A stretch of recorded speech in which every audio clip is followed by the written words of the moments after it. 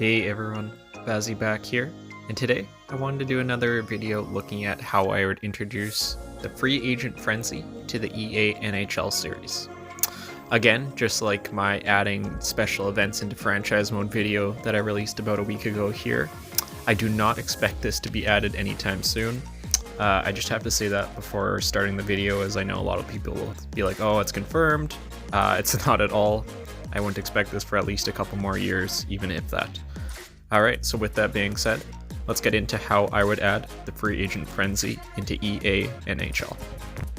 So starting things off, when you get to July 1st on the calendar, you should be prompted with a similar screen, just like you are when you would enter the trade deadline, where it asks you if you want to be a seller, a conservative buyer, or a buyer.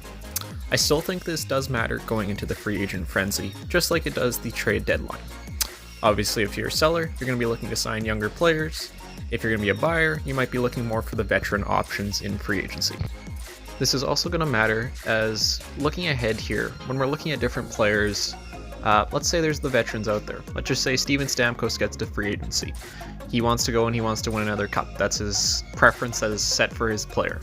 If you're a buyer, you're going to have a better chance to sign him as you have a better chance of winning the cup. Where if you're a seller, you probably won't be reaching the cup or even the playoffs, so he might not sign with you just because of that. And sorry for my bad Photoshop here. This is just more of a concept just to kind of show you what I think the free agent frenzy screens could look like. There's going to be some more of this popping up throughout the video, wherever I could, to try and help illustrate my point. So once you set your team status, just like with the trade deadline, you'll be asked if you want to enter the free agent frenzy or continue to sim. So in this case, let's enter the free agent frenzy. So for this portion of the mode, I'm going to be using Madden as kind of a baseline example, as I do like what they do for the most part when it comes to free agency. So once you enter the free agent frenzy, you'll be listed with all the players that are current free agents for that year. You obviously, just like in regular free agency, can sort by forwards, defenseman, goalie, potential, rating, and all that. Nothing's going to change in that regard. One pretty big change here that I'm making for the free agent frenzy minigame is for July 1st in particular, this event's only going to last the one day. It's going to be the July 1st free agent frenzy. So for this day, you're only allowed to actually send out 3 contract offers. This is mainly because we don't want everyone being signed here on the first day of free agency. Just like in the real life NHL, you don't really see that ever. You look at a guy like Tarasenko this year. He didn't sign until much later here into the summer, or even just like Thomas Tatar here last week signing with Colorado. Took him a while to get that deal. Obviously his price would have dropped at that point, and that's kind of what I want to see here with the free agent frenzy mode in EA NHL. But let's say here I did find the player that I want to sign, or at least one of the 3. So again here, using Madden, Odell Beckham Jr. So every player is going to have a listed interest level in signing with your team. Some's going to be higher, some's going to be lower. And that's going to be affected by a few different motivations that the player has. Those motivations are as follows: team location, team status, team history, and the monetary offer that a player is looking for. I think later on you definitely could go way deeper with these and definitely look at more options of why players would prefer to sign with one team over another. But those are the first few that I think should be added if this ever does come to franchise mode. And one thing here I did want to mention, with all these different factors, not every player is going to value them the same. So let's just say when it comes to the monetary offer, let's say you have a guy like Crosby. He gets to free agency in a later year in franchise mode. He might not really care about the money as much as long as he goes to a contender, which is something I think you could probably say with a decent amount of veterans who are just looking for that final cup run. So he might be looking just more for the team status rather than the monetary offer. This is obviously going to change depending on the player. So again, let's say we find our player here. Let's move on to the actual contract negotiations with this player. So when getting into the actual contract negotiations of the speculated mode, nothing's going to change too crazy here. Just like normal, you're going to have the years you can offer them from 1 to 8, and you're going to have obviously the salary that you're offering that player.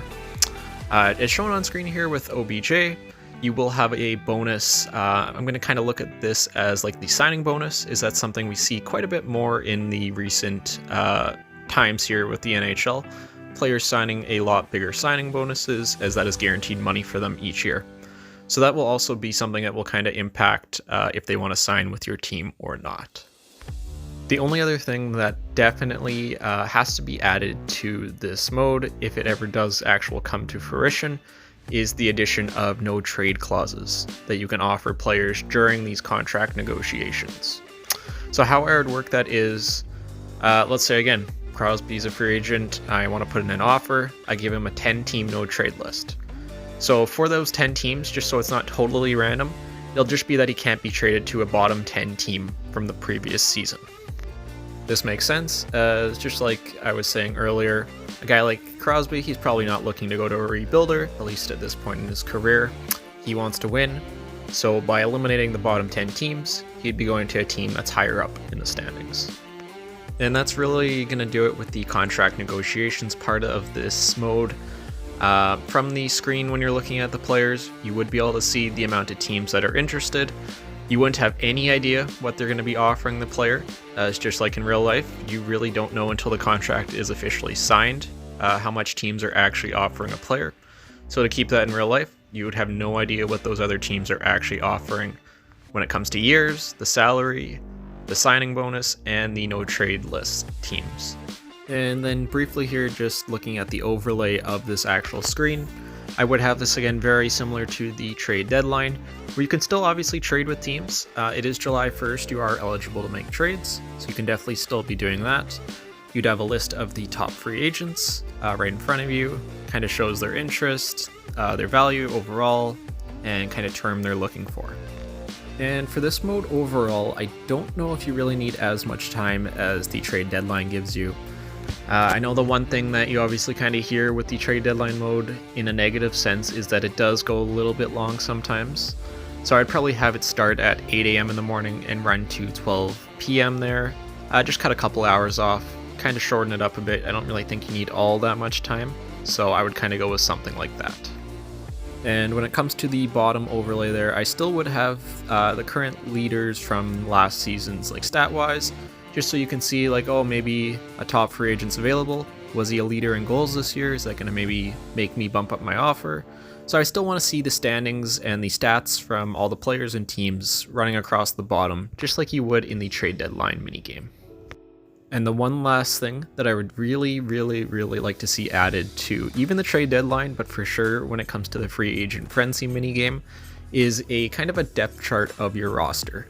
That's something that I've definitely been wanting to see implemented into the EA NHL games over the past few years, just being able to see kind of a depth chart or a lineup during the off season. I think this would really help just with kind of lineup decisions and what you're kind of looking to do with your actual team. Whether it comes to free agency or trades, it kind of shows you where the holes are in your lineup. So I would like to see this implemented into really both modes, the trade deadline and the free agent frenzy. So just as players are signing, again, that'll probably pop up at the bottom, just like with the trades as they occur. You'll see all the signings, but then also at the end of the free agent frenzy minigame, you'll have a summary of all the free agent signings, just like you do with all the trades as we currently have with the trade deadline. And really, I think that's kind of all I would do for the free agent frenzy minigame here if that was ever added to franchise mode, or even in like Be a Pro. Who knows, when you're looking to sign a contract there, I know currently the last couple of years it's been very limited, where you get like, what, 2 offers, can't negotiate them at all. So that's a different video for itself on how that can be worked on. But this is kind of my ideas in regards to franchise mode, how I'd love to see something like this added in a future EA NHL title. But yeah, I think that's going to do it for today's video. Definitely let me know any ideas that you guys have for this down in the comments below. Definitely want to maybe update this in the future with kind of some of your ideas, as I do think this has a ton of potential if it ever was to be added. But until then, I'll see you guys all in the next video.